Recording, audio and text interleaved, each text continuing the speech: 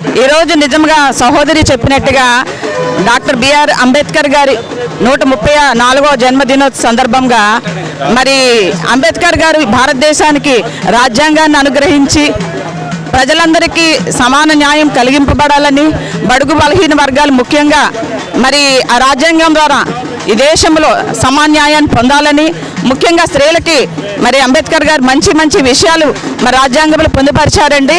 మరి అలాంటి రాజ్యాంగాన్ని ఈనాడు ఉండకూడదు భారతదేశంలో అని మరలా మతోన్మాదము, మరలా మనువాద సిద్ధాంతాలను తీసుకురావాలనుకుంటున్నారండి. మరలా అంబేద్కర్ లాంటి మనోవిధానం కలిగిన వారు మా నాయకులు ఓఫిర్ గారండి.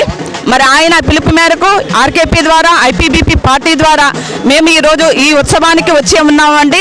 దీని ద్వారా పిలుపునిచ్చేది ఏంటంటే, రాజ్యాంగం ద్వారా ఏదైతే ప్రజలకి న్యాయమైన ఫలాలు అందవలసి ఉన్నదో మరలా అదే అంబేద్కర్ లాంటి భావజాలం కలిగిన వ్యక్తులు ఉన్న దైవజనులు మరి మా నాయకులు మరి ఆయన ద్వారా అనేక మంది అంబేద్కరైట్స్ మరి పోరాట యోధులుగా ఉండాలని ఈ సందర్భంగా మరి తెలియజేస్తున్నామండి. అందరికీ జై భీమ్లండి.